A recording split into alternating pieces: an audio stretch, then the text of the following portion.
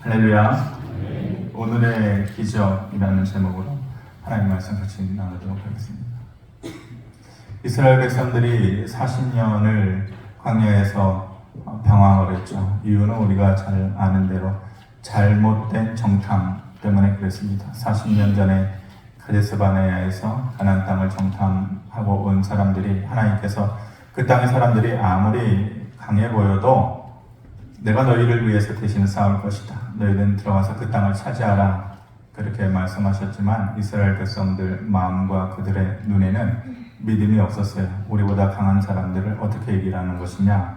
그들의 걱정 가운데 하나는 성경에서 기록하기를 그들에 대한, 자식들에 대한 걱정, 우리의 자식들이 그 땅에 들어가서 잘못되면 어떡하나, 인간적인 걱정들이 그들에게 있었던 것이죠. 그래서 하나님께서 40년이 지난 후에 이제 또 다른 약속을 해주시면서, 이제 하나님의 때가 됐다, 너희는 40년 동안 방황했으니까 이제는 다시 그 땅에 들어가서 그곳을 차지하라 말씀하셨지만, 그들에게 남아있는 여전한 두려움이 있었어요. 뭐냐? 그럼 그 땅의 사람들은 어떻게 하라는 말이냐? 우리도 변화된 게 없고 그 땅에 있었던 사람들 그대로 존재하고 있는데 그 강한 민족들 우리 보고 어떻게 하라는 것이냐, 이런 두려움이 그들 가운데 있었던 것이죠. 하나님께서 그 두려움을 잘 알고 있었어요. 그래서 똑같이 그 땅을 내가 너희에게 다시 차지하게 할 것이다 라고, 내가 다시 싸워줄 것이다 라고 말씀하시면서 약속을 주시는데, 뭔가 40년 전에 주셨던 약속하고는 뭔가 다른 거죠. 그때 주셨던 약속하고는 느낌이 뭔가 다른 것이에요. 24절에 보면 이렇게 말씀합니다. 너희는 일어나 행진하여 아르논 골짜기를 건너라. 내가 헤스본 왕 아모리 사람 시혼과 그의 땅을 내 손에 넘겼은즉 이제 더불어 싸워서 그 땅을 차지하라. 하나님께서 말씀하십니다. 아모리 사람들의 그 땅을 너희가 가서 내가 대신해서 싸워줄 거니까 차지하라, 이렇게 말씀하시면서 25절에 보면은 오늘부터 내가 천하 만민이 너를 무서워하며 너를 두려워하게 하리니 그들이 내 명성을 듣고 떨며 너로 말미암아 근심하리라 하셨느니라. 좀 이상한 거죠. 뭔가 달라요.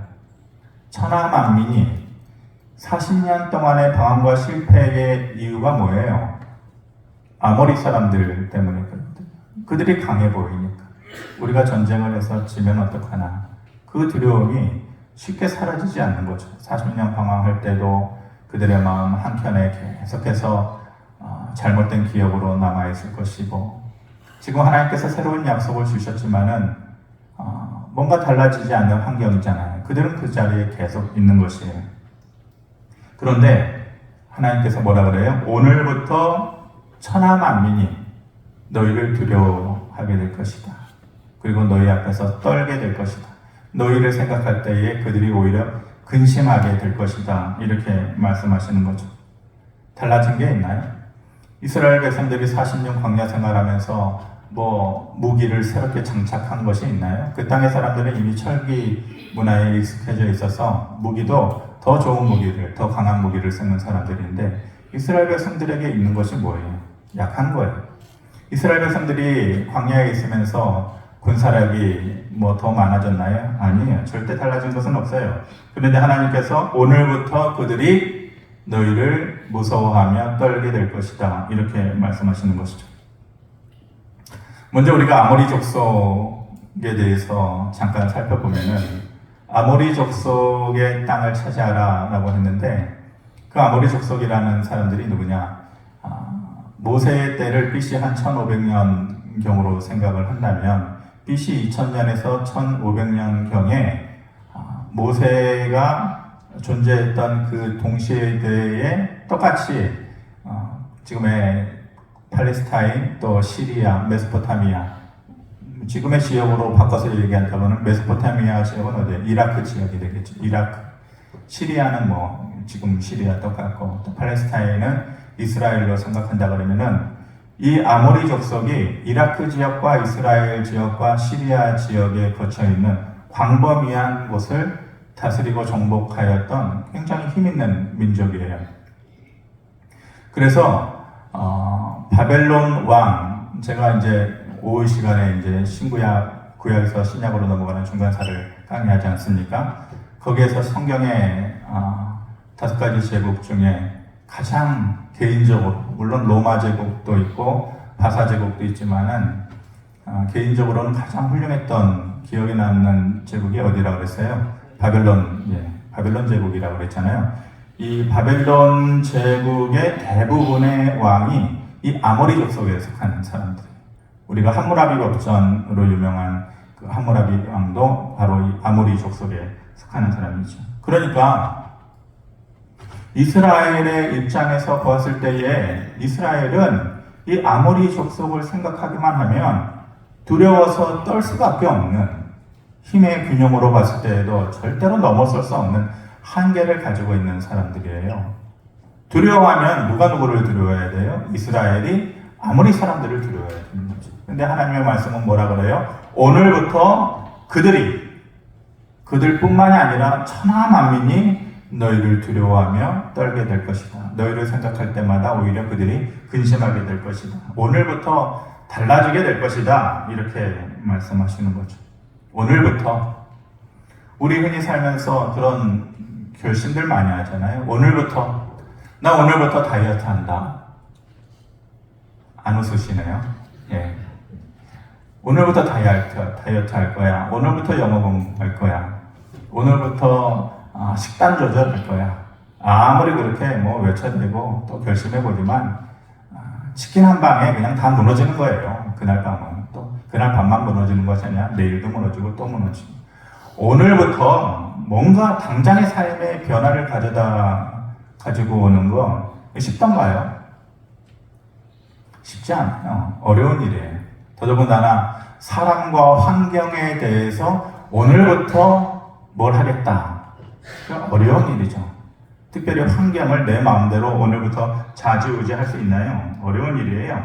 그런데 하나님께서 그 오늘의 기적, 오늘 이루어지는 기적에 대해서 약속을 해 주시는 것이죠. 그리고 그 약속을 어떤 하나님이 꼼꼼하신 하나님.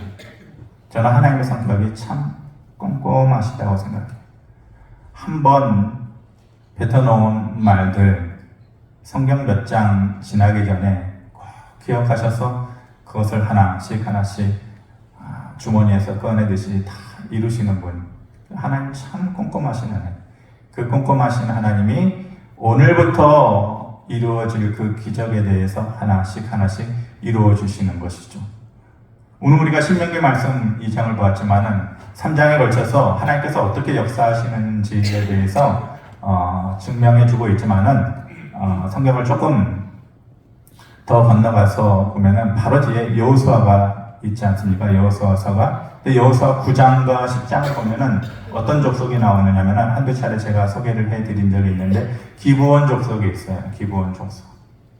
이 기브온 족속은 이 아모리 족속에 속해 있는 사람들이거든요. 근데 이 기브온 족속을 여호수아에서 보면 이들이 결코 약한 사람들이 아니다. 큰 성읍에 거주하는 강한 민족이다. 이렇게 얘기를 하고 있어요. 근데 여호수아가 가나안 정복 전쟁을 할 때에 그 가나안에 있는 사람들 중에 가장 중심적인 역할을 해야 되는 이 강하고 큰 성읍에 살았던 이 기브온 족속이 여호수아를 찾아와요. 왜 찾아와요? 항복하겠다는. 근데 실질적으로는 항복이 아니라 화친조약을 맺자라는 것이죠. 그런데 서로 싸워야 되는 적대국의 관계에 있는데 혹시라도 자기들이 화친조약을 맺고자 왔지만 받아들이지 않을까봐 속임수를 쓰잖아요. 어떤 속임수를 써요? 우리는 그 땅에 사는 사람들 아닙니다. 멀리에서 온 사람입니다. 여기에 사는 사람들 아니고 멀리서부터. 그래서 옷도 다 낡아지고 신발도 다 헐게 되고 또 물을 담은 가죽 부대도 막 곰팡이가 쓴 것처럼 일부러 꾸며가지고 여호수아 앞에 오잖아요. 우리는 불쌍한 사람들이에요. 먼 타국에 사는 사람들이에요. 그런데 당신들이 이 가나안에 정복 전쟁을 한다고 하는데 우리를 좀 받아주십시오. 우리는 당신들의 싸움의 대상이 아닙니다. 적대국이 아닙니다. 속임수를 쓰는 거예요. 이 사람들이 약한 사람들이 아니고 큰 성읍에 거주하는 강한 민족이라고 했는데 왜 여호수아 앞에 이렇게 작아져요? 그들에게 믿음의 눈이 있었기 때문에. 하나님께서 함께 하시는 이 작은 이스라엘 민족이지만 우리가 이길 수 없구나. 그러면은 차라리 이들과 화친조약을 맺자. 이 믿음의 눈, 결심이 있었기 때문에 여호수아를 찾아온 것이죠. 근데 그 당시에 여호수아가 실수를 해요. 무슨 실수를 해요? 하나님, 이 사람들이 진짜입니까? 가짜입니까? 진심입니까? 아닙니까? 하나님께 물어보지 않았다라는 거예요. 그리고 이 사람들을 덥석 받아들인 것이죠. 그들이 싸워서 진멸해야 되는 대상인데 하나님께 물어보지 않음으로 인해서 덥석 받아들이게 된 것이에요. 근데 이것이 곧 있어서 화근이 되는 것이죠. 어떤 화근이 되느냐? 곧 있어서 아모리 족속하고 여호수아의 이스라엘 사람들하고 전쟁을 해야 되잖아요. 근데 아모리의 족속에 속한 5 왕들이 무슨 소식을 들어요? 이거 봐라. 기브온 족속, 우리의 형제 나라 동맹국이었던 기브온 족속이 자기들을 배신하고 이스라엘에 가서 화친조약을 맺었다라는 거예요. 도저히 받아들일 수 없는 것이죠. 그들을 배신한 기브온 족속을 가만히 놔둬서는 안 되겠다. 당장 우리가 5 나라, 아모리 족속에 속한 5 왕들이라고 얘기해요. 이미 왕정 시대가 시작된 거예요. 이미 아모리 사람들의 5 왕들은 체계화되어 있는 국가로서의 그런 존재, 시스템, 그리고 그러한 군사력. 그러니까 이 나라가 5 나라가 합쳐졌다라는 것은 엄청난 힘을 가지고 있는 것이죠. 기브온 족속을 치자라고 이제 전쟁을 일으키는 것이죠. 근데 기브온 족속 입장에서 도저히 배신한 사람 입장에서 이길 수가 없으니까 누구를 찾아가요? 화친조약을 맺은 여호수아를 찾아가는 것이죠. 여호수아가 기브온 족속을 위해서 기뻐서 나선 게 아니에요. 왜냐하면 하나님의 이름으로 어찌되었건 속임을 받았던, 그들이 거짓말을 했던 하나님의 이름으로 화친조약을 맺었기 때문에 이제는 형제 나라가 된 거예요. 그러니까 기브온을 돕기 위해서 한 걸음에 달려가죠. 그때에 그 전쟁이 가당한 전쟁이 되겠네요. 아모리의 5 왕들과 5 나라가 합쳐진 것과 소규모의 이스라엘 민족들과의 그 전쟁이 누가 보더라도 힘의 경중에 있어서 그게 상대가 되지 않아요. 그런데 놀라운 일이 일어나는 것이죠. 하나님께서 신명기 2장에서 25절에서 뭐라고 얘기해요? 오늘부터 그들이 너희를 두려워하게 될 것이며 떨게 될 것이다 라는 그 말씀을 하나씩 이제 펼쳐 보여주시는 것이죠. 여호수아 10장 10절에 보면 이렇게 말씀합니다. 여호와께서 그들을 이스라엘 앞에서 패하게 하심으로 여호수아가 그들을 기브온에서 크게 살육하고 벳호론에 올라가는 비탈에서 추격하여 아세가와 막게다까지 이릅니다. 누구를요? 아모리 사람들. 누가 누구를 두려워하는? 이스라엘이 아모리 사람들을 두려워하는 그 역사적인 그 과거의 흔적이 있는데 그것을 모두 지우고 이제는 여호와께서 그들을 이스라엘 앞에서 패하게 하셨다. 근데 하나님의 기이한 능력과 그 기이한 축복이라는 것이 그것으로 끝나지 않아요. 11절에 보면 이렇게 말씀합니다. 같이 한번 읽어보겠습니다. 11절 시작. 그들이 이스라엘 앞에서 도망하여 벳호론의 비탈에서 내려갈 때에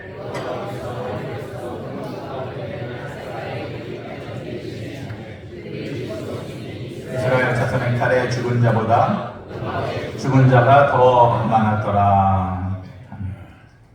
이스라엘이 힘으로도 이길 수 없는데 그 육체적인 힘으로도 그들을 이기게 하셨고 누가 대신해서 싸워주셔서 하나님께서 대신해서 싸워주셔서 이길 뿐만이 아니라 뭘 동원하시는 거예요? 자연의 초자연적인 힘을 동원하시는 것이죠. 그래서 우박의 죽은 자가 더 많았다. 숫자로는 이길 수 없는 그 아모리의 5 왕들의 연합군을 초토화시킨 것.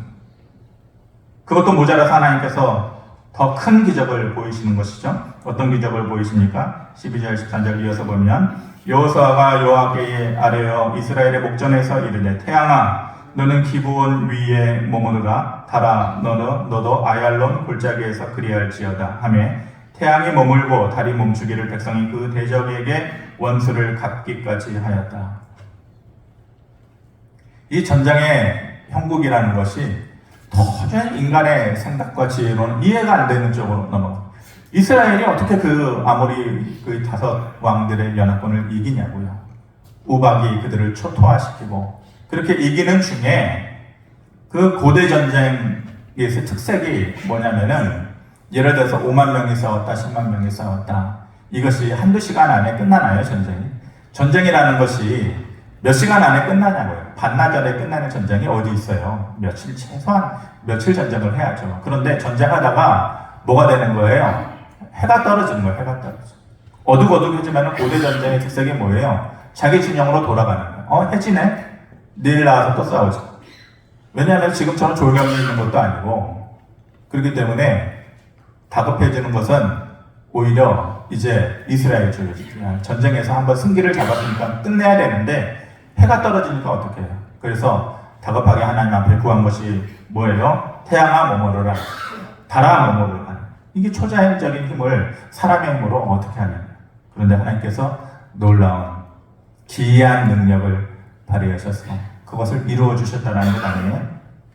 14절에 보면 여호와께서 사람의 목소리를 들으신 이 같은 날은 전에도 없었고 후에도 없었나니 이는 여호와께서 이스라엘을 위하여 싸우셨습니다. 이렇게 말씀하십니다. 전에도 없었고 후에도 없었고 이렇게 자연적인 힘을 동원해서 하나님께서 대신 너희를 위해서 싸워주고 있다라는 것을 그들의 눈으로 확인시켜주는 것은 그 전에도 없었고 이후에도 없었다라는 것이죠. 다시 신명기 2장으로 돌아가서 하나님께서 뭐라고 하셨습니까? 오늘부터 시작해서 그들이 너희를 무서워하게 할 것이다. 근심하게 할 것이다. 아마 그때 그 말을 듣고서 사람들 가운데에 여러 말을 하는 사람들이 있었겠죠. 그들이 우리를 무서워한다고? 40년 전에도 그것 때문에 우리가 이 40년을 고생했는데 누구 때문에? 아모리 사람들 때문에. 그 두렵고 대적하기 힘든 사람들. 근데 그들이 우리를 두려워한다고? 무슨 말이 있나? 뭐가 달라지는 것이 있느냐? 당장 오늘부터 그것이 가능하다고? 말도 안 되는 소리다. 근데 그 일을 하나님께서 이루신 분. 제가 좋아하고 늘 마음에 드는 성경 구절. 요즘에 이제 아침마다 마가복음 16장 20절의 말씀을 마음속에 계속해서 이제 외우고 있는데 성경 구절이야 좋은 말씀이 많이 있지만은 더욱더 이제 손에 꼽도록 좋아하는 말씀 중에 하나가 여호수아 3장 7절에 있는 말씀이거든요. 그것이 뭐냐면은 모세가 이스라엘 백성들에게서 구약에서 가장 위대한 지도자 아닙니까? 하나님의 면전에서 하나님을 직접 대하고 그래도 죽지 않아요. 그렇게 하나님과 가까운 관계와 기적을 보여줬던 위대한 지도자인데 전임자죠, 전임자. 여호수아는 그 뒤를 잇는 후임자. 이 전임자가 얼마나 대단한 사람이에요. 근데 모세가 죽고 나서 그 후임으로 그 역할을 대신해야 되는 사람이 여호수아인데 여호수아가 그 자리가 편했을까요? 편하지 않아요. 도망가고 싶었겠죠. 모세의 그늘 밑에서 존재감 없이, 물론 여호수아도 대단한 사람이에요. 어떻게 모세와 같은 일을 해요?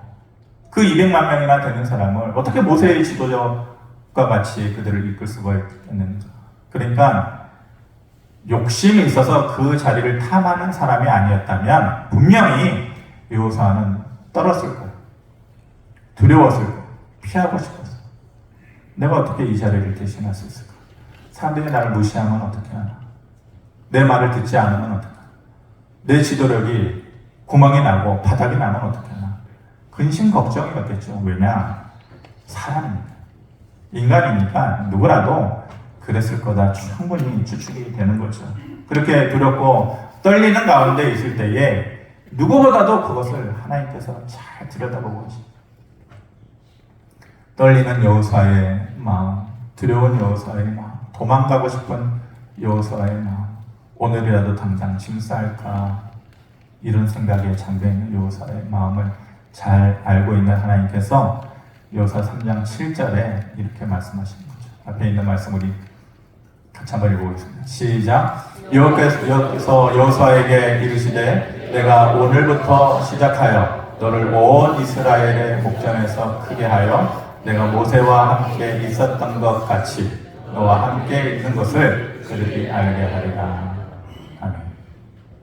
뭐라고 말씀하셔요? 여호수아야, 오늘부터 달라지게 해줄 거야.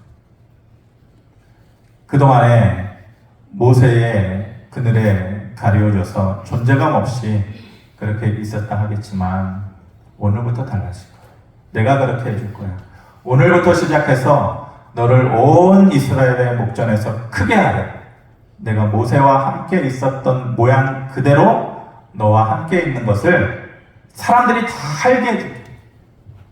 사람들이 다 보고 느끼고 깨닫고 함부로 하면 안 되겠구나. 모세와 똑같은 사람이구나. 저 사람도 모세와 하나님이 함께 하셨던 것처럼 하나님께서 함께 하시는구나 하게 해줄게. 그렇게 말씀해 주시는 것이, 저는 이 오늘부터 라는 말이 참 좋습니다. 어떻게 그런 일이 가능해요? 아까 말했지만 우리가 인간적으로 살면서 오늘부터 뭐 할 거야, 오늘부터 달라질 거야. 사람 개인의 일도 달라지기 힘든데 환경을 변화시키는 것은, 오늘부터 달라지게 하는 것은 어려운 일이에요. 그런데 사람은 안 되지만 하나님이니까 그게 가능합니다. 신명기 2장에서 아모리 족속을 치는 과정에서 하나님께서 오늘부터 그들이 너를 두려워하게 될 것이다. 너를 생각할 때마다 근심하며 떨게 될 것이다. 말씀하셨는데 시간이 지나고 나면 하나님께서 그것을 그대로 이루어 주셨어요. 그리고 여호수아 3장에서 여호수아를 오늘부터 이스라엘의 온 목전에서 너를 크게 해주리라 말씀하셨는데 그건 역시 하나님께서 약속하신 대로, 말씀하신 대로 그대로 이루어 주신 것입니다. 저는 이것을 하나님께서 이루시는 오늘의 기적이다, 이렇게 생각해요. 우리는 살면서 내 생각과 내 경험, 내 지식에 근거해서 어느 정도 내가 준비되었을 때만 가능하다고 생각해요. 아, 내가 이렇게 내 지식으로, 내 경험으로, 내 능력으로 이만큼 준비해오고 있었으니까 내가 이루고 싶은 것이 한 1년 정도 뒤에는 가능할 것 같아. 한 3년 정도, 5년 정도면 이룰 수 있겠지. 내 경험과 내 능력에 근거해서 그렇게 생각해요. 하지만 아무리 내가 준비했다고 할지라도 오늘부터는 좀 어렵겠지. 다음 달부터도 어렵겠지. 환경을 바꾸면 아마 그렇게 생각할 거예요. 그래서 내가 준비되지 않았다면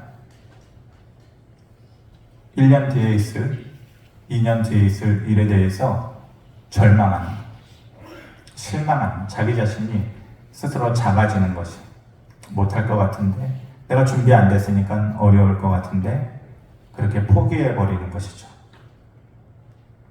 오늘부터라고? 말도 안 되는 소리. 꿈도 꾸지 못하는 거죠. 오늘부터 일어날 일에 대해서는 기대도 하지 못하는 거죠.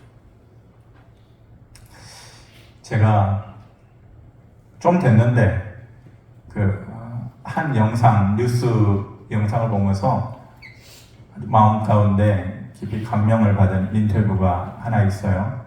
다음 사진을 보면, 지금은 이제 뭐 뉴스에 나오지 않지만 그 JTBC의 뉴스룸을 진행하던 손석희 아나운서가, 유명한 가수 아니에요? 요즘은 뭐 더 유명해진 것 같아요. 저는 뭐 하는 음악이나 노래를 잘 모르는데 저 가수가, 근데 뭐 여러분들도 유명하다는 거 다 아니까. 뉴스룸에 인터뷰하는 것이, 사람을 인터뷰하는 것이 아무나 데려다 놓고 인터뷰하지 않잖아요. 근데 유명하기 때문에 이효리 가수를 인터뷰를 하는 거죠. 인터뷰 내용 중에 손석희 아나운서가 뭐라고 이제 얘기하냐면, 이효리 가수가 했던 말을 물어보는 거죠.